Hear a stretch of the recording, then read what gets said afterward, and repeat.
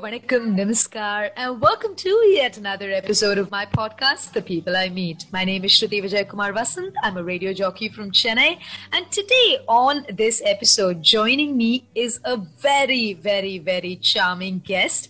Actually, I'm quite honored that this particular guest has sort of joined me on this conversation because there's a very, very special connect. He is the first male guest on my podcast series thus far.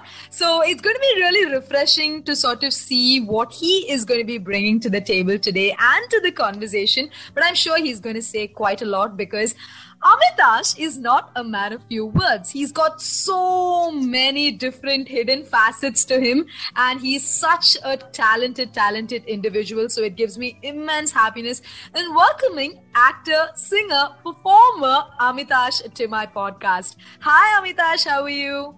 Hi Shruti, I'm good. How are you? I'm doing fantastic. So I think it's been a while since we actually caught up and had a conversation. Apart from talking on Instagram about how the quarantine life is, sort of treating us. So how have you been? I've been well. I can't complain. Quarantine lockdown has not been detrimental in any sense apart from, the usual things that everybody goes through. Right. But that apart, I think I've had a pretty productive lockdown quarantine because, it's at these times that you realize what you don't have time for in real life is something that you can actually start doing in this time. And after having shot 2 back-to-back films starting June last year up until February this year, sitting quietly was just not an option for me. I got really jittery. I started feeling depressed, to be honest. The first 15 days of the lockdown were actually quite, because I had no idea. I wanted to do something, I wanted to put my efforts into something that I didn't do otherwise, make it productive on some level. Right. But I was at a dead end completely. So that's how it started for me, the lockdown. Right. But today you've, I think, managed to sort of really showcase your other hidden talents. Actually, your singing talent is not so hidden. I think your close friends and family quite know how much you love to sing. But I think that sort of really blossomed, and you've had like 2 phenomenal hits to your credit. So I think it's amazing that, like you said, this lockdown has been anything but detrimental to the sort of, productivity that you've had during this time. All right, Amitash. So I actually want to talk to you about this, okay? So I've read in several interviews and I know how deeply passionate you are about theatre, right? And I know that the acting bug bit you like when you were 8 years old. You saw a Shah Rukh Khan film and you decided, this is what I'm going to do, right? Yeah. And so if not an actor, that is the question I want to know. If not an actor, because this is something you've done your entire life, right? If not an actor, what would Amitash be? Can I ask you a return question? If not a human being, what would you be? That's my return question. No, because for me it's like wired into my existence. It's not something that I sort of, when you're young, you don't understand fame, you don't understand money, you don't understand what you can do to you in a social situation or setup. No, you don't know, you don't think about all that. You just think about doing what you love. Like, why do you think so many people take to cricket? Cricket is played in every street in India. Okay, which is why people, and again, you're not going to see, like, we have a couple of common cricketer friends. You're not going to see them say that, I should earn 3 crores in IPL, that's why I start playing cricket. It doesn't happen that way, right? So they start playing because they just love playing. So to say the same way, when I saw Shah Rukh Khan on screen, and then I was introduced to this phenomenon called Mr. Rajnikant, both these together have made me feel like that's all I want to do. Right? So if not, if I had to actually, this is my genuine answer, but if you're asking me, if not, what would I have liked to do? Then I have 2 answers. I would have wanted to be a cricketer at some point. Okay. Or actually a sportsman, because I played 3 sports at a fairly decent level. Okay. So a sportsman would have been one. Right. And a singer, I think, would have been the other one. But I think now that, and I think I don't like to limit myself in my own head as just an actor. I think, even if you look at the West, everybody who are in the cinema industry itself, they're all they're very three-dimensional. They're not just one. They're not just acting. They can sing, they can dance, they can perform, they can do everything. So I think that's how an artist should be. And strangely, the culture comes from India, because the entire culture of theatre and performance came from the Ram Leelas and the Ras Leelas of our country, where every actor knew how to sing, every actor knew how to dance, every actor knew how to act. Right. So that is actually genetically wired into us. So so hence I believe that's what I don't singer, I won't say, but sportsman, yeah, maybe, because I still have a very deep love for sport. And in fact, I was just watching this amazing documentary which has really attracted me to it because of what it does with respect to mindset. I think I'm most attracted to that. Right. Okay. I think that's a very, very honest answer. And I like how you approached my question with a counter question. Because very often, right, I think somewhere we have these conversations that are so fascinating, because there is a sense of sensibility and there's a sense of always questioning. I think that's something that I've admired about you, because you're always in the quest to gain knowledge. Whether it's about as are you. Yes. As are you, which is backed up by your job. Very, very true. I think because somewhere I also feel these conversations are so stimulating because of the people that we are, right? And somewhere the people that we are is sort of from the experiences that we have. And like you rightly said, my job sort of entitles me to have this sort of backing. And similarly, from the background that you come from, you are, sort of equipping yourself day by day and getting better at your craft, right? So in a day of Amitash, what usually happens, like behind the scenes, when you're not shooting, when you're sort of just getting into that zone of preparing when I'm not shooting? Yeah. No, see, honestly, as an actor, I know that when you have a shooting schedule, there's like a whole, behind the scenes thing that happens and you are on a schedule, right? But when you're not, that is what I sort of want to understand. Well, the only productive thing I do at that point, honestly, is working out. Okay, because the rest of the time I think I'm actually bipolar when it comes to physical activity. I'm either super energetic or I'm super lazy. So I think apart, because I work out, I don't miss, because I feel like that workout and meditation together for me is something that I feel really helps me, because we're in an industry, at least I'm in an industry where staying grounded is almost impossible. Like you can either get swayed by the good or pulled down by the bad. Right. Okay. So for me, staying stable is something that I find very, very essential. So I work out, but after that I would be on my bed all day watching Netflix or Prime, because that's literally I'm a couch potato when it comes to that. But now I can answer the question a little differently. Okay. I've started to try to understand the nuances behind composing music. Right. Okay, because even in the song that I just did, we released, it was almost like I was co-music composer with the music director. Mm-hmm. And though the credit of that will never come out, and it shouldn't come out also, because he is the composer. But as a listener of music for so many years, music is a very, very driving force in my life. Mm-hmm. Okay, like it's something that my parents from a young age instilled in me.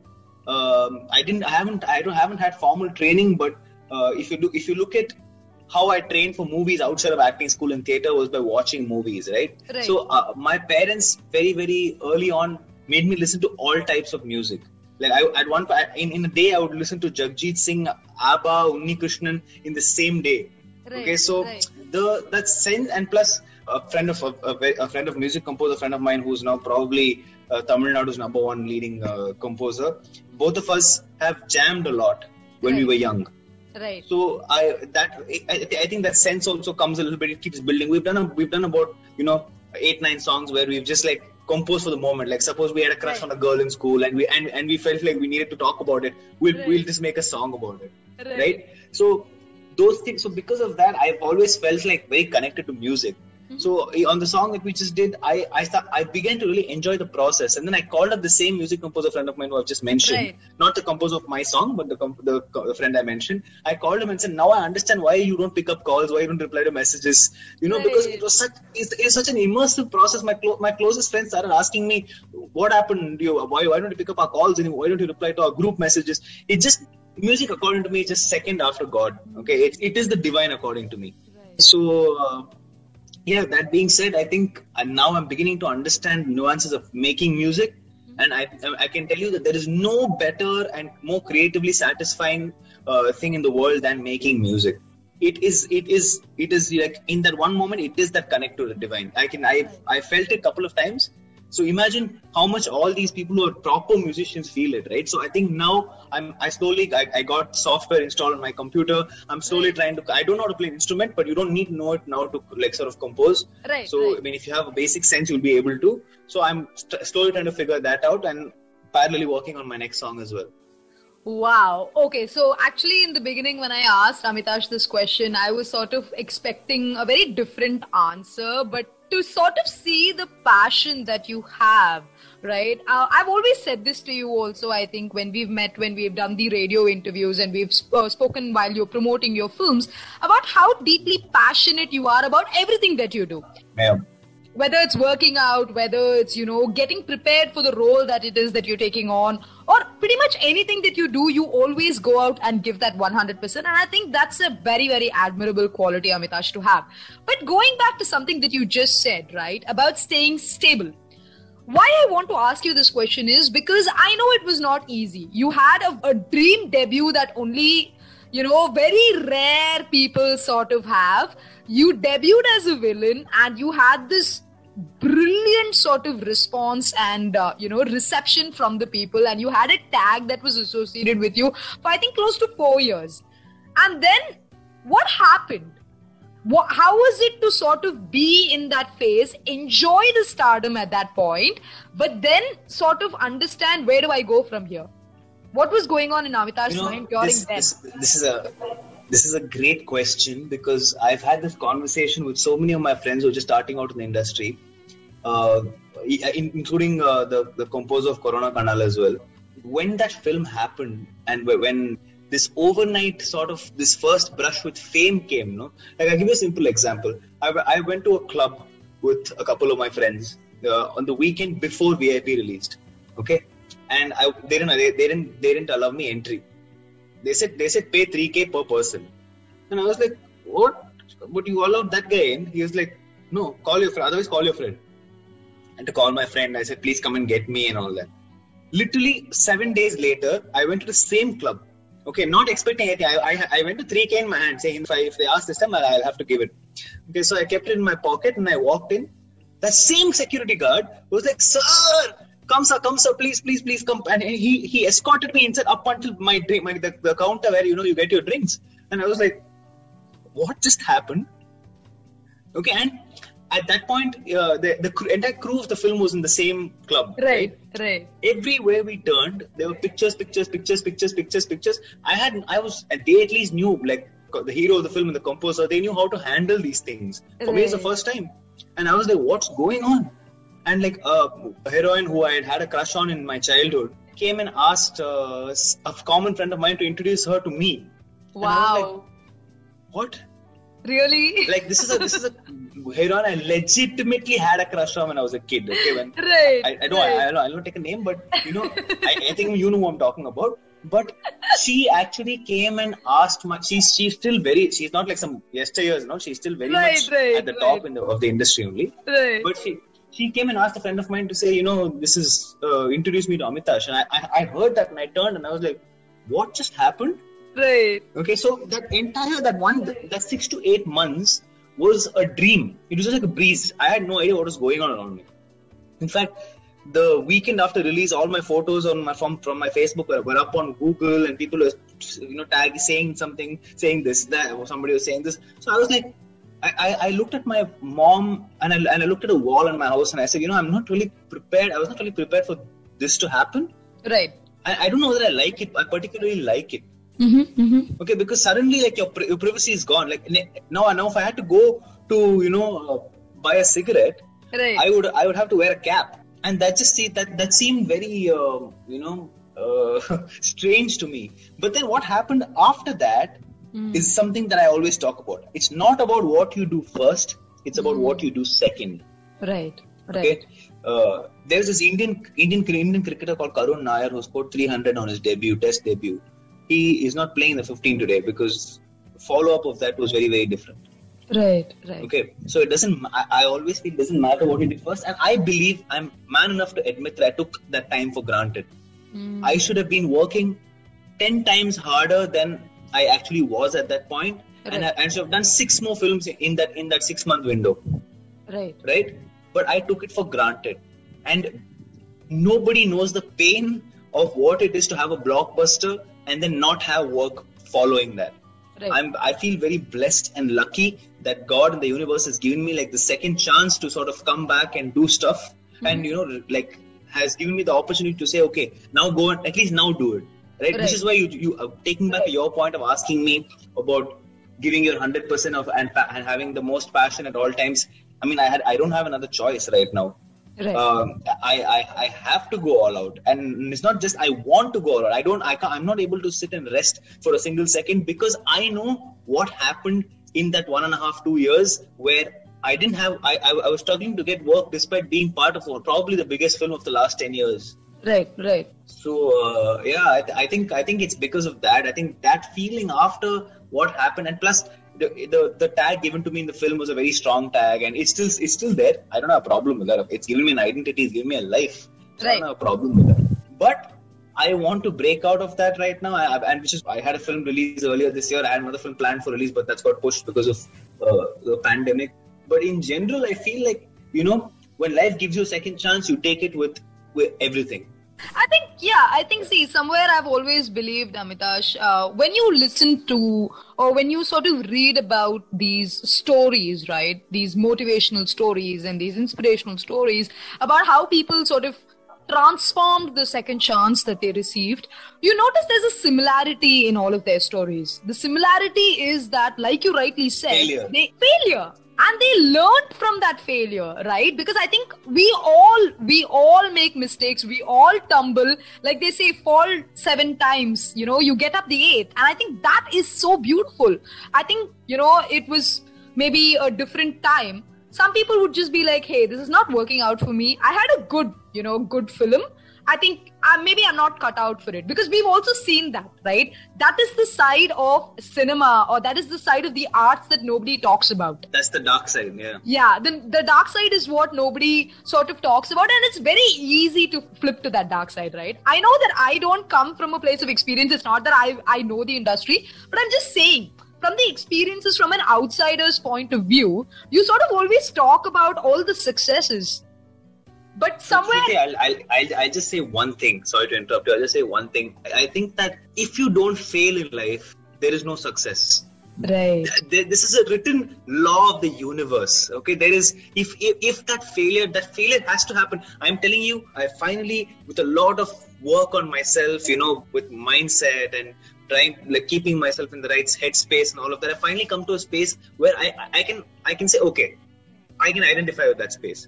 Okay, but had I had 7 films after my first film and you'll have, let's say, 3 of the 7 films be a hit, I would have been a very different person. Right. Okay, so it's very, very important to fail. Mm-hmm. I think failure, obviously nobody wants to fail. Right. Okay, but going through that experience is essential to who you become in life, and how you adapt from that failure and move forward is something that's more important. Like you said, it's very, very unfortunate, because cinema is a place where you either strike it or you don't, right? But nothing, unless you're very lucky, unless you're born into a family, maybe, unless you have a godfather or something of that sort, unless that happens, you are not exactly in a place where you can expect a life without struggle. That period has to happen. Right. And not just cinema. That I'm saying I use cinema because that's the space I can talk about. But in any department of life, I feel like if that phase doesn't happen, that inside, in Tamil there's a word which is very. Right. If that inside very does not come out, then you're never going to be able to translate your dreams.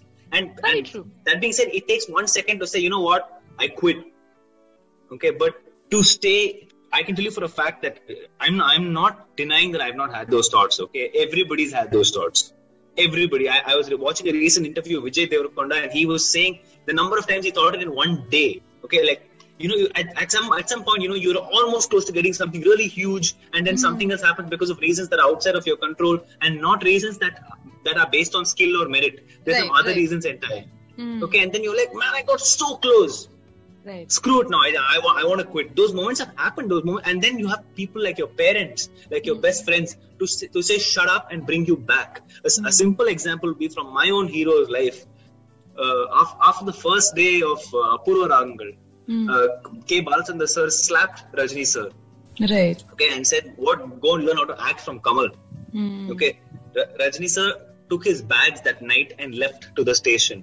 Right. And his friends found that out and went to the station and pulled him back and said, just give it this one film. After that, your call. Had his friends not pulled him back that day, there would not be something called a Rajnikant, right? Right. So the point I'm trying to get at is you need to surround yourself with really, really good people. People who know what's best for you, who can call you out on your shit, but at the same time appreciate you for the good that you do as well. You need that. Those people in life, not like, super bro, whatever you do is amazing. Of course, man. Because of a celebrity, anything you do is fine. If you have those friends, you're finished. Right. Finished. And unfortunately, I have none of those friends, and I have only friends who will bring me back. Every time after something good happens, some hit or something happens, I meet my school friends. In 5 seconds, that ego of what you have is demolished. Like if you walk in saying, 1 million views. What do you say? In 5 seconds, they'll demolish you and be like, sorry, bro. Sorry. Okay, carry on. But I think that's where this stability that you were talking about comes, right? And for an industry that is as volatile as the industry that you come from, and like you rightly said, there is so much that keeps happening, and you need to keep upgrading yourself, and you need to constantly be in the picture, be in the limelight to sort of get that recognition. And even after all of that, when things don't go right, you have those moments that say, you know what, is this even worth it? Why am I putting myself through this? But then that support system, I think that sort of brings everything back into place, and the passion that you have for your craft also sort of, keep going. I mean, that's the love that drives you to give your life, Right. So I was telling somebody the other day about cinema, and I was saying that cinema நீ உயிர் கொடுத்தாதான் திருப்பி ஒன்னு love பண்ணும்டா, இல்லன்னா அது வேலைக்கு ஆகாது. நீ உயிர் கொடுத்தாதான் அது, நீ உயிர் கொடுக்கறது சினிமா பார்க்கணும், அது பார்த்தாதான் it'll love you back. So I think it really is that, because if you don't give your everything, even the universe, the field, it won't give you back the same way. It'll give you what you're putting in. And that's something that I am very, very clear about. You reap what you sow, all of them. That's a very beautiful thought, Amitash. And I think somewhere a lot of us, whatever profession that we come from, whatever it is that we do, whatever it is that we are striving towards, right? We all have an end goal in mind. And like you rightly said, we all work towards that. And during those moments of what if it's not going right, are we going on the right direction? We somewhere, that love, that passion, that drive, that dedication and commitment towards whatever it is that we're doing comes through, and I think we sort of just follow our hearts when it comes to that. 100%. Right, so Amitash, we've had this very, very stimulating conversation where we've spoken about failure, success, stability, and how our support system can sort of put us in our places at the times where we need it the most. And thank God for them, because otherwise, where would we be, right? Moving on, Amitash, I sort of want to ask you this question because you are somebody who's very protective of the people around you, right? You're fiercely protective about your private life, and you've always believed that, what is private needs to stay private. So when it comes to sort of the industry that you are in, and initially you told me you were not sort of prepared to handle the fame, right? So now, how do you sort of look at it, and how has the industry sort of changed you as a person? How have you evolved? Very nice question. It's funny that it's almost like every night, this bunch of boys we meet outside. Like there's like a small sit-out area outside my house where we sit and we talk for hours on end. So it's like we're literally having that conversation, because this is pretty much all we end up talking about. Because I'm very attracted to mindset. And right. that's what I think the industry has sort of taught me over the last few years, because you need to have the right mindset. And I think honestly, that comes with a little bit of age and experience, because as much as you say, you should not be thinking the way I'm thinking today. When VIP released, when I was 23 when the film released. Okay, I'm 29 today. So it takes age experience to have that happen. And the one thing that I've slowly begun to understand the nuances of the industry. That's something that I felt like I was lacking before because of the lack of insight as such. But I feel like now I've slowly begun to understand. I've begun to sort of, figure out a few things, even with respect to my own self and my own craft. There was a scene I did in Vanam Kotatam where I felt very happy finishing the scene, not because I thought I performed greatly or anything, but because I found breathing. I found rhythm. Right. Okay, and that was something that really made me feel very happy, because all the actors I've admired have always had that they've had that lovely pace to their performances. Okay. I felt that in one scene. I immediately called up my mom and my close friends and said, you know what? I think I've cracked something in my head. So it's that. And it's also the mindset of achieving at when you reach a certain age, maybe, or when you evolve and fail and stumble and get back up and then again walk again. The process of discovering who you actually are comes through all of this. So for me, that's what I've learned. That I feel that's been the biggest takeaway for me. Right. And I think that's that again, like you rightly said, comes from a place of experience, and that's a very beautiful sort of learning, because I think somewhere where you sort of walk through that maze, or you find out how to sort of come out, because they always say there's light at the end of the tunnel, but you need to be able to know first how to walk through that tunnel, right? And I think that sort of really sums up pretty much a little bit of what I wanted to understand from Amitash today, because I know that you are somebody who loves to have, very stimulating conversations, because I know that you also sort of do a lot of research. Am I right when I say that you read a lot? Yeah, I mean, it's a bit annoying to me also right now, because I love reading and I've liked that habit since I was a kid. Right. But now, when something happens, when a process happens, yes, of course, I enjoy the spontaneity of it as well. But I'm always like, wait, I'll get back to it tomorrow, and the entire night I'm trying to figure out how it goes. Like, it's as simple. I was buying a I don't mean to sound like an idiot, but I was buying a badminton racket the other day. Okay. Right.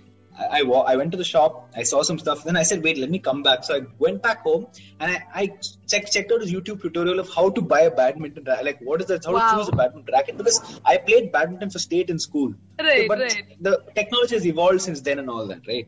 So I was checking it out, and then I finally saw this guy who said you can write to me. So I wrote to him and I said, listen, this is how I play. This is my height. How do I get a racket? So he's from London. He runs a YouTube channel called Swift Badminton. So he replied to me saying, this is what you should get. So I told my parents, and my parents literally spat at me and walked out.